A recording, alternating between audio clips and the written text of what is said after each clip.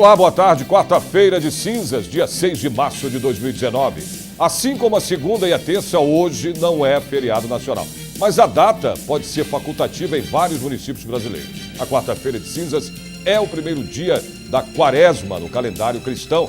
Ela acontece sempre 44 dias antes da Sexta-feira Santa, que antecede o domingo de Páscoa. O Jornal da Assembleia começa agora. A nutrição vegetariana foi tema de um curso de capacitação para profissionais da rede pública aqui na Assembleia Legislativa. Apesar de muitos brasileiros já terem deixado de consumir proteína animal, o paciente precisa ser avaliado para que a dieta seja elaborada de forma correta. Roberta Soriano já percebeu que muitos atendidos pelo Sistema Público de Saúde mudaram os hábitos alimentares e se tornaram vegetarianos. Ela veio à Assembleia Legislativa para se capacitar e atender ainda melhor este novo público. Hoje a internet pode ser uma aliada ou uma vilã dessas informações. Existe muita informação que não é verdadeira, as fake news que infelizmente nos atrapalham nesse atendimento ao público. Então, por isso que quanto mais informações os profissionais tiverem, sejam capacitados para esclarecerem, desvendarem esses mitos, melhor e mais informado o paciente ficará. A nutricionista Paula Gandim falou sobre o atendimento ao paciente vegetariano e principalmente sobre aqueles que querem deixar de comer carne e derivados do leite. Falou também que o paciente deve ser avaliado de uma forma global para que a dieta seja completa sem proteína animal. A nutricionista deu exemplos de produtos que podem substituir a carne e a quantidade certa. Também deu algumas receitas para tornar os alimentos mais atrativos. Na alimentação vegetariana, a gente observa que todos os nutrientes que a gente achava nesses alimentos de origem animal, a gente também acha nos alimentos de origem vegetal. É só uma questão de conhecimento, é uma questão de olhar os alimentos, os nutrientes que estão ali e fazer essas substituições corretas. O grupo das leguminosas, que é um hábito muito comum aqui do brasileiro de consumir feijão, é o grupo que a gente pode obter a maior parte da proteína de origem vegetal. Então o feijão, a combinação até do arroz e feijão, que é uma coisa diária, já é uma combinação muito interessante. O curso promovido pela Sociedade Vegetariana Brasileira, em parceria com o deputado Roberto Tripoli, do PV, é diferenciado. Além de gratuito, traz assuntos que não são abordados na formação do profissional. Nas faculdades, nas graduações, não se tem a matéria sobre vegetarianismo. E hoje, 14% da população já se declara vegetariana. E a gente tem o Datafolha falando que 63% quer reduzir o consumo de carne. Então, o que a gente está fazendo é ajudar esses profissionais a estarem capacitados a atender essa crescente. Realizado aqui na Assembleia Legislativa o segundo encontro de lideranças femininas. Esse evento foi da Organização Brasileira de Mulheres Empresárias.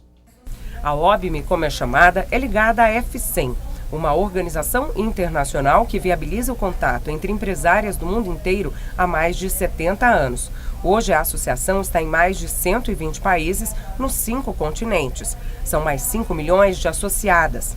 No Brasil, a presidente é a Lilian Schiavo. Funcionamos como órgão consultivo da ONU e isso para nós foi motivo de muita honra. Poder participar junto com outros países, com as delegações da América e ver que, na verdade, os problemas das mulheres são parecidos no mundo todo. Então, quando a gente fala sobre a dificuldade que uma mulher tem para atingir um cargo de liderança, de comando na presidência ou como CEO, o mesmo tipo de problema que existe no Brasil é encontrado em qualquer parte do mundo. Para o debate, nomes importantes e pautas urgentes, como o feminicídio no Brasil, assunto trazido pela procuradora Eliana Passarelli. Quando todo mundo fala nos avanços da Lei Maria da Penha, desculpe, eu não vejo avanço. Eu vejo um problema muito sério e que está acontecendo, que é um número maior de feminicídios em relação a uma lei que não consegue ser cumprida e que não traz novos delitos. Então eu sou muito cética em relação a essa lei. Ou nós implementamos, inclusive no estado de São Paulo, um trabalho que vá do começo ao final desse tratamento, que passe pelo psicológico, que passe pela possibilidade de ela se autossustentar, inclusive, que é muito sério, ou então nós vamos enxugar gelo. Esta que é a realidade. O objetivo é ouvir testemunhos de superação, levantar demandas e possíveis políticas públicas que podem melhorar a vida das mulheres. Tem muitas confrarias de homens líderes, mas essa é a primeira de mulheres líderes.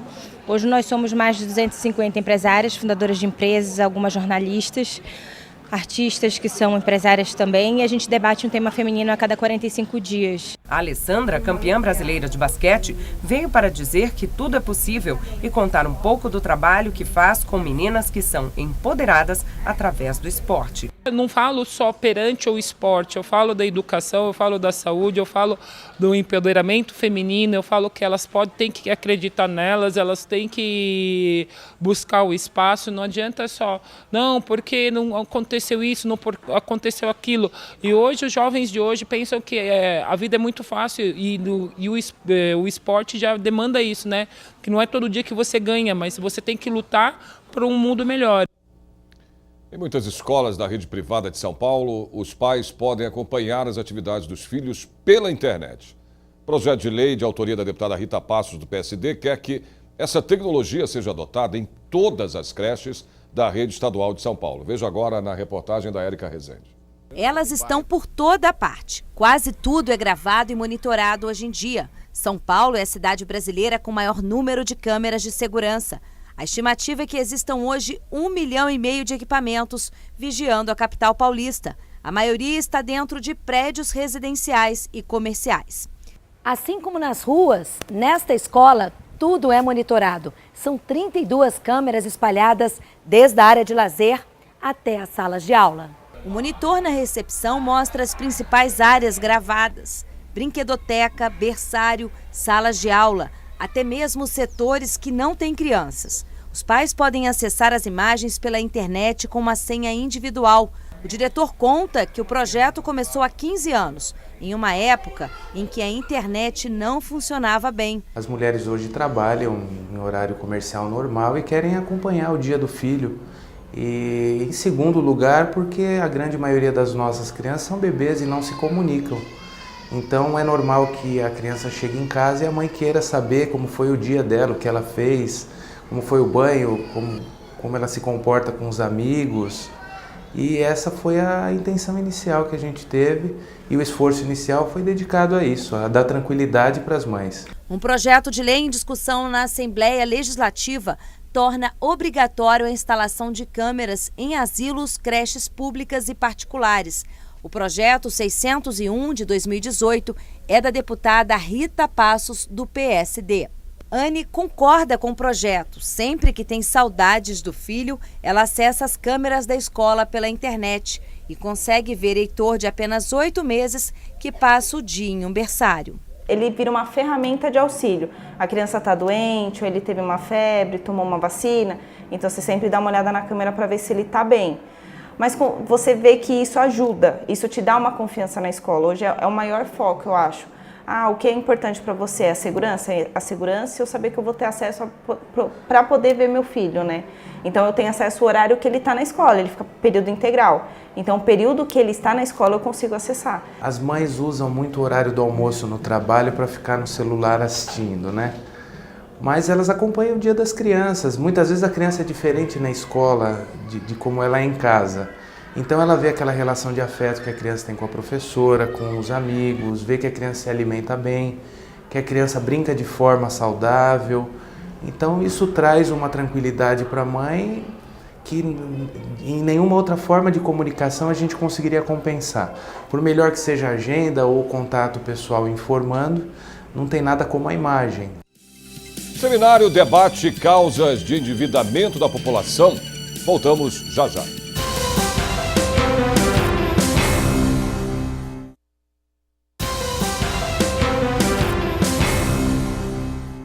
Comprar por impulso ou deixar de ler as letras miúdas dos contratos de financiamento pode dar muita dor de cabeça aos consumidores. A falta de atenção ao enfrentar as armadilhas dos juros altos está entre as principais causas do endividamento de mais de 60 milhões de pessoas em todo o país.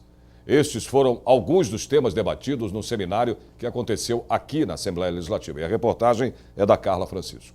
Quem abriu as discussões, que duraram toda a tarde no auditório Teotônio Vilela, foi o psicólogo, filósofo e teólogo Padre Rubens Pedro Cabral. Nós temos várias capacidades e uma delas, que precisa ser desenvolvida de maneira urgente para o nosso tempo, é justamente o que se chama de inteligência moral, que do meu ponto de vista deveria se chamar inteligência ética, porque é a capacidade das pessoas de conviver em sociedade, de harmonizar-se em relação àquilo que são os seus direitos e deveres, são vinculadas a toda a possibilidade de aprendizado do que é certo ou errado do ponto de vista da moral e fazer escolhas certas, não só aquelas que me beneficiam, mas que de alguma maneira também beneficiam o outro de maneira empática para a construção de um mundo melhor. Na primeira mesa de debates foi ressaltada a importância do trabalho de mediação. Onde há conflito, há um mediador de conflitos. A mediação ela cabe na área da família, na área empresarial, escolar, nos conflitos também com a comunidade. Para o consumidor ela é ótima, porque além dela ser rápida, eficaz e barata. Então a pessoa que procura mediação, ela não precisa do advogado. Então aí ela já também sai no lucro, até por não precisar desse outro profissional. A tarefa é importante para resolver conflitos, como os que alguns consumidores têm quando assinam empréstimos em instituições financeiras. A Justiça já reconheceu, na súmula 286, que todo contrato de financiamento, mesmo com pessoa jurídica, junto a bancos, é uma relação de consumo e protegida pelo Código de Defesa do Consumidor. Então, tenha calma no momento que estiver assinando, leia todas as cláusulas, tem alguma dúvida, pergunte. Assim mesmo a dúvida persiste, recorra a um profissional, ou um contador, ou um advogado, para que você faça a tomada de decisão certo do que você está fazendo. Para este palestrante, que é jornalista e mediador na área econômica, o brasileiro precisa aprender a fazer contas, principalmente calcular juros. E outra dica, não pode ter preguiça na hora de ler os contratos. O brasileiro, tipicamente, ele olha se a prestação cabe no bolso, mas ele não vê com atenção que às vezes aquela prestação que cabe no bolso, ele está pagando uma geladeira pelo dobro do preço. Se você chega para fazer uma compra qualquer, e obviamente quanto maior o valor da compra, mais cuidadoso você precisa ser com relação ao contrato de compra, né? E ver que números importam. Um número muito importante é o que você vai pagar de juros. Seja a somatória dos valores de juros, seja a taxa de juros. Projeto Acalanto, em parceria com a Defensoria Pública e o ILP, que é o Instituto do Legislativo Paulista, completou 25 anos. A comemoração foi aqui no Parlamento Paulista. Fundado em 1993, o Projeto Acalanto São Paulo é uma associação sem fins lucrativos que auxilia o desenvolvimento de crianças em situação de risco social. O Acalanto continua firme nas propostas dele. E uma das questões também importantes de se dizer que o Acalanto trabalha, o primeiro objetivo é a prevenção do abandono. Porque como nós trabalhamos com crianças, com grupos de irmãos, nós sabemos da dificuldade de encaminhar grupos de irmãos, crianças mais velhas. Então, nosso primeiro objetivo é a prevenção. Nós trabalhamos também na reestruturação de famílias que recebemos da Vara de Infância, para que elas possam se organizar novamente e ficar com seus filhos. O projeto atua em duas frentes de trabalho: prevenir o abandono e promover a adoção de crianças e adolescentes.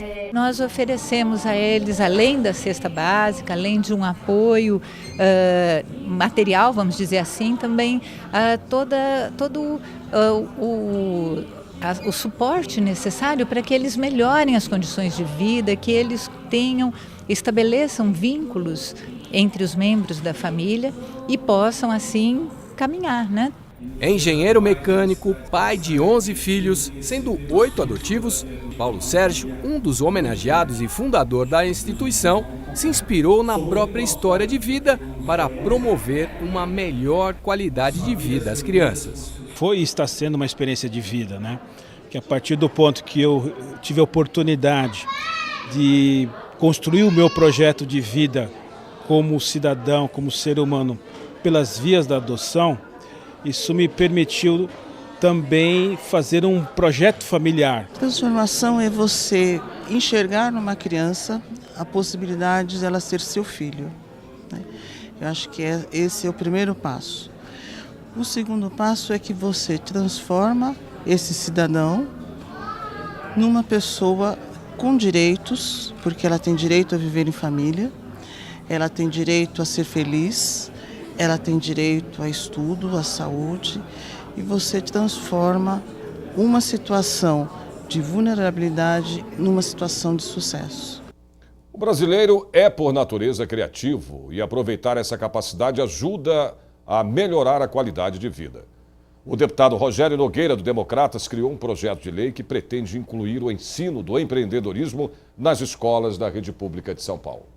Ana Paula, Wagner e Diego tiveram uma ideia para ajudar deficientes visuais. Os estudantes criaram uma bengala que é ligada a um sistema de GPS. Por enquanto, a bengala é apenas um protótipo, mas a ideia deu tão certo que foi premiada em uma feira de empreendedorismo. Nós pensamos no GPS, né, um assistente de voz para a locomoção dele. Se ele quiser ir num shopping center, ele só falaria o nome do shopping e o GPS indicaria ele. Na área de transporte, ele poderia pedir como um táxi, um 99 ou Uber, ou senão ele mesmo seria indicado até o ponto mais próximo do local para ele pegar o transporte público e chegar até o shopping. O projeto começou durante as aulas de empreendedorismo que são oferecidas junto com o curso de logística. Nós trabalhamos a postura empreendedora já em todos os cursos e por fora nós oferecemos oficinas empreendedoras, que é até uma forma de motivação para esses alunos, né? E eles trabalham, o que eles trabalham nessa oficina? Né? Plano de negócio, noções financeiras, né? Eles vão aprender passo a passo de como criar o seu próprio negócio no decorrer do ano. Esses alunos que têm essas noções de empreendedorismo, de uma certa forma, eles vão ter um destaque na carreira profissional deles. Uma pesquisa da Federação das Indústrias do Rio de Janeiro mostra que o Brasil é um país de empreendedores. 2 de cada 3 jovens sonham em ter o próprio negócio. Por isso, aqui em São Paulo, foi criado o primeiro Plano Estadual de Educação Empreendedora. As escolas do ensino fundamental e médio da rede pública têm até 2024 para incluir o ensino do empreendedorismo na grade curricular. O assunto também está sendo discutido na Assembleia Legislativa de São Paulo. De acordo com o projeto de lei 597 de 2018, do deputado Rogério Nogueira, todas as escolas da rede estadual devem ensinar os conceitos do empreendedorismo. Hoje, a educação financeira, que anos atrás nem estava dentro, né, do vocabulário do brasileiro, porque nós tínhamos aí finanças pessoais e aí eu tinha que cuidar dos meus valores, dos meus recursos apenas, e não entender isso dentro de um consumo, tá? Vem a educação financeira para realmente não dar apenas orientações nem dicas, mas para educar, fazer com que aconteça um modelo mental para um consumo consciente e não apenas do recurso dinheiro, mas de qualquer outro recurso, principalmente dos nossos recursos naturais. Para Ana Rosa, a educação financeira também deve ser incluída nas escolas. Hoje nós estamos caminhando por um processo de colaboradores nas empresas de forma diferenciada, né? Nós temos formatos diferentes de contratações e estes meninos eles precisam estar preparados para isso. Por enquanto, a bengala é apenas um protótipo, mas com as lições de empreendedorismo, o grupo vai continuar lutando para que o sonho vire realidade. Ela vai virar realidade. É o sonho de todo mundo, inclusive o meu. Realmente é gratificante, muito gratificante você saber que com a sua ideia você vai ajudar milhares de pessoas. Você vai ajudar uma pessoa, você vai ajudar a criança, você vai ajudar o idoso. E, enfim, é isso. E a gente quer e a gente vai lutar até o fim para que, quando chegar lá na frente, a gente olhar para trás e falar assim, a gente conseguiu. A audiência pública debate problemas com a expansão de uma pedreira em Itapecerica da Serra, na Grande São Paulo. Voltamos já.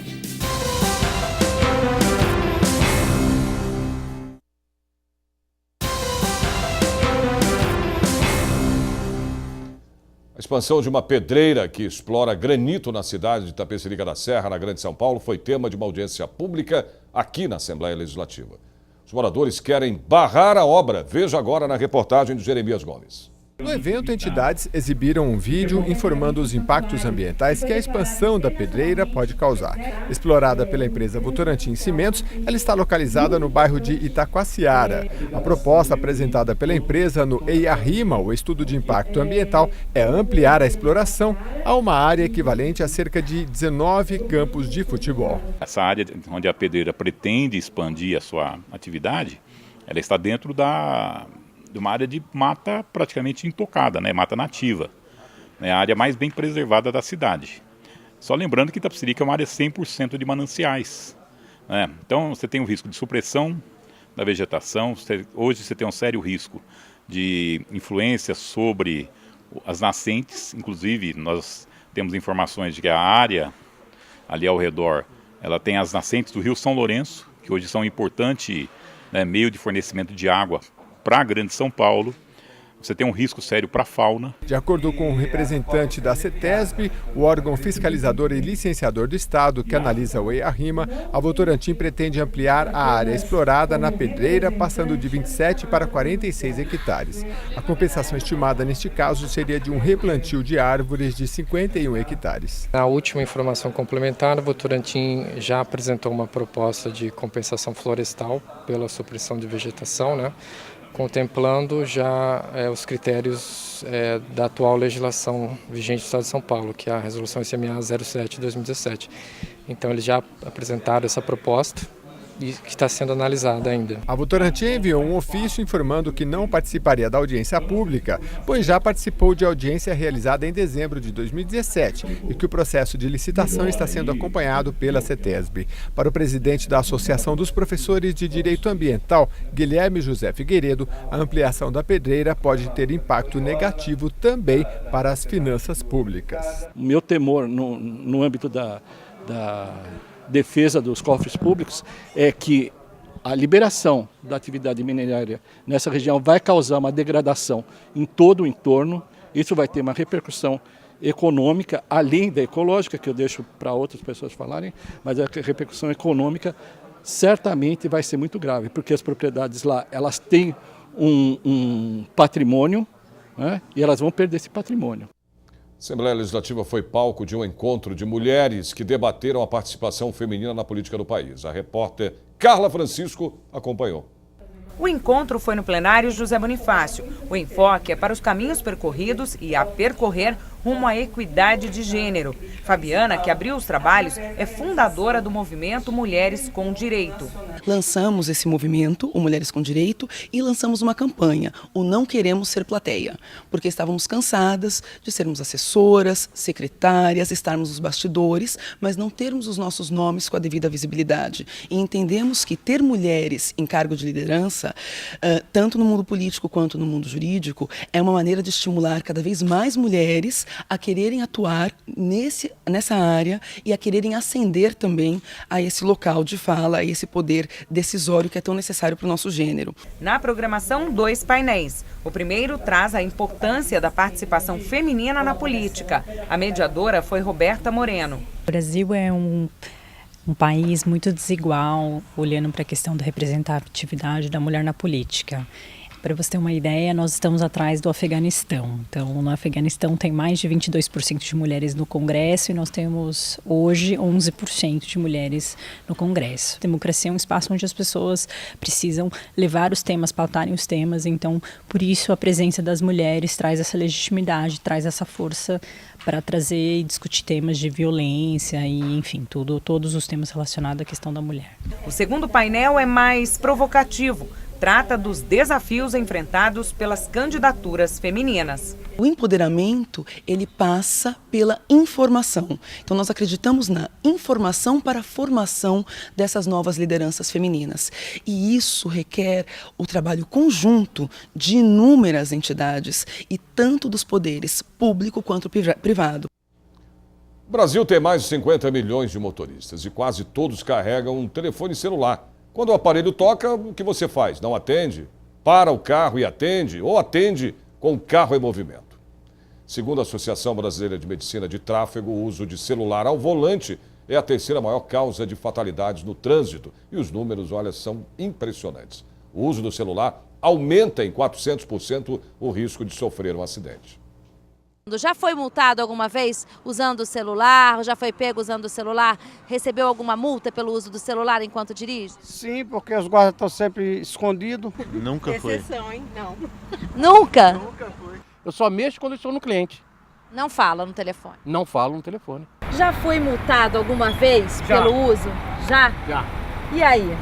Não parou, né? Não, inclusive eu estava no Bluetooth. Eu acabei de desligar para poder ouvir o aplicativo. Foi por isso que eu atendi. A infração é considerada gravíssima. São 7 pontos na carteira e uma multa de R$ 293. Além do prejuízo, tem também o risco. Segundo a Associação Brasileira de Medicina do Tráfego, o uso de aparelhos é a terceira maior causa de acidentes no trânsito. Só perde para o consumo de álcool e o excesso de velocidade.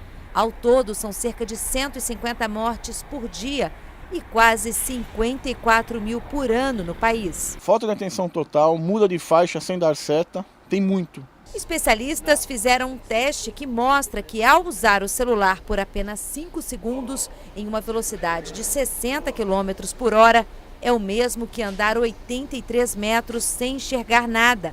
Nesse simulador usado nos Centros de Formação de Condutores, é fácil perceber esse perigo. O cenário pode ser de dia ou à noite. O motorista enfrenta situações como neblina, chuva e água na pista. O simulador ele garante um ambiente totalmente seguro para que a pessoa que está dirigindo ela possa fazer um treinamento, ou tomar um contato com o veículo e se sentir segura de se sofrer um acidente, bater o veículo, não vai se machucar ou vai machucar alguém na via. Então ele traz essa segurança e a pessoa vai ter um treinamento mais seguro. Esse simulador registra todas as infrações e os erros de condução. Para perceber o risco, eu vou fazer o teste com atenção máxima e depois usando o celular. O software é o mesmo usado para treinar alunos em autoescolas. Além de vários carros na estrada durante o percurso, surgem bichos e crianças para atravessar a pista. Quando o celular toca, fica ainda mais difícil manter a concentração e o acidente acaba acontecendo. Ainda bem que foi só uma simulação. O simulador ele pode ser usado para isso, então para treinar hoje na formação dos condutores, mas também ele pode treinar motoristas que já tem carta hoje, a treinar outras situações que no dia a dia talvez ele não enfrente, mas ele pode fazer um treinamento melhor e mais seguro no simulador também. O Jornal da Assembleia termina aqui. Nós estaremos de volta amanhã a partir do meio-dia. Até lá.